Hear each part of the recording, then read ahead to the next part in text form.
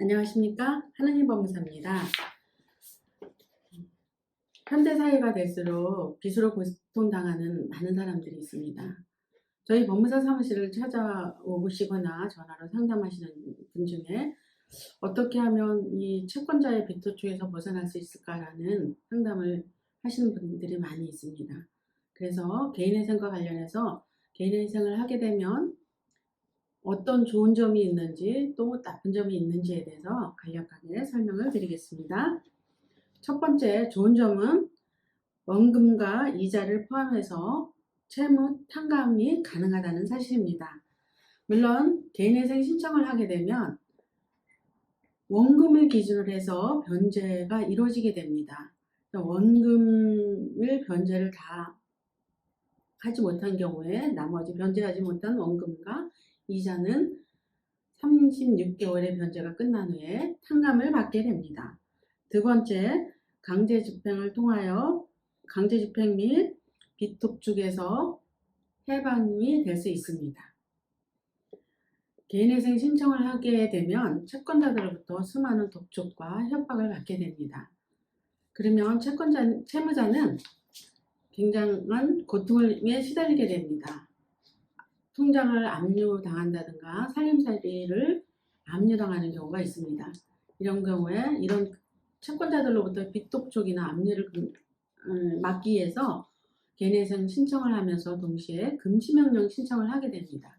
금지명령 신청을 하게 되면 채권자들은 채무자에게 어떤 변제 독촉이나 추심 행위를 할 수 없게 됩니다. 근데 개인회생 신청 전에 이미 압류가 이루어진 경우에는 중지명령으로는 할 수가 없고 금지명령 신청을 통해서 진행되고 있는 추심 행위를 중지를 시키게 됩니다. 그렇게 되면 채권자들은 채무자에게 어떤 빚독촉, 채무 변제 요구를 할 수 없게 됩니다. 단 소송 행위는 가능하다고 되어 있습니다. 세 번째, 채무 연체 기간과 상관없이 신청이 가능합니다. 상당히 오래된 부채가 있다든가 1년이 안 된 부채가 있을 수 있습니다. 1년이 안 된 부채가 있는 경우에는 물론 소명 자료를 첨부를 해서 사용처를 소명을 해야 되겠지만 그렇다고 해서 전혀 신청이 불가능한 것은 아닙니다. 네 번째로 채권자나 보증인의 사전 동의가 필요 없다는 것입니다. 물론 금융기관 같은 경우에는 개인회생 신청을 하게 되면 부채증명서 발급을 해주고 있습니다. 그러나 개인 채권자 같은 경우에는 상당히 불쾌하거나 개인회생 신청을 하지 못하도록 방해를 하고 있습니다. 그러나 이 개인회생 신청을 개인 채권자들을 개인회생 채권자 목록에 포함시키지 않는다면 개인회생 신청에는 상당한 어려움을 겪게 됩니다. 그렇기 때문에 개인 채권자들의 동의를 받을 필요 없이 개인회생 신청을 할 수 있다는 것입니다. 다섯 번째로는 현재 다니고 있는 직장을 유지하면서 개인회생 신청을 할 수 있다는 것입니다. 직장을 월급이 많이 받는 직장이거나 아니면 아르바이트를 하고 있어서 아니면 일당을 받고 있어서 개인회생 신청을 할 수 없는 것은 아닙니다. 아르바이트생도 개인회생 신청을 할 수가 있고 일당을 받는 분도 당연히 개인회생 신청이 가능합니다. 여섯 번째로는 가족들에게 전혀 불이익이 없다는 것입니다. 채권자들이 혹여 가족들에게 채무 변제를 요구하거나 하는 것은 금지되어 있습니다. 이런 채권자들로부터 가족들이 불이익을 당하고 있다 그러면 반드시 어떤 법적인 조치를 취해야 되겠죠. 첫 번째로는 개인회생 인가 결정 후에는 변제 계획안에 따른 성실한 변제가 필요합니다. 물론 그리고 재산 처분이나 재산 증식은 채무자 신청인의 자유에 맡겨져 있습니다. 그래서 은행 거래도 자유롭게 할 수가 있고 개인회생 신청해서 인가 결정을 받은 후에 36개월의 변제가 끝나면 면책을 받게 되고 면책을 받게 되면 일반인과 똑같이 신용이 회복이 될 거고 경제활동을 자유롭게 할 수 있게 됩니다. 또 단점이 있습니다. 첫 번째는 개인회생 신청 기간 동안에는 신용거래가 중단이 되게 됩니다. 그래서 신용카드 사용이 불가능해집니다.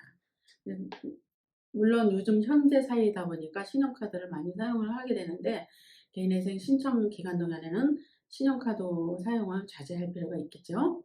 두 번째로는 개인회생 신청하였다는 사실만으로도 일반 기업에서 취업을 금지시키는 회사들이 있는 것 같습니다. 그런 회사들은 잘 살펴보고 재취업을 한다든가 하시면 될 것입니다. 세 번째로는 최근에 대출받은 채권 금액이 많다 그러면 기각될 확률이 많다는 것입니다.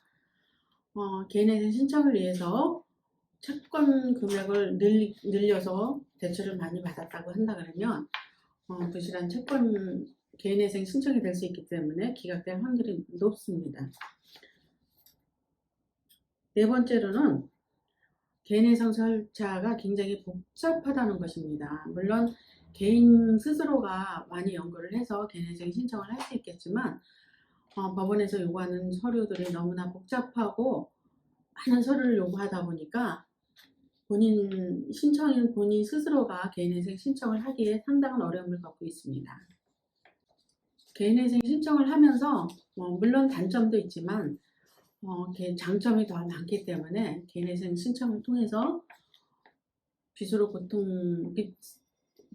채권자들로부터 독촉받는 거나 아니면 고통에서 벗어날 수 있는 길이라는 사실을 잘 유념하셔서 개인회생이 필요하신 분이 있다면 언제든지 연락 주시기 바랍니다. 감사합니다.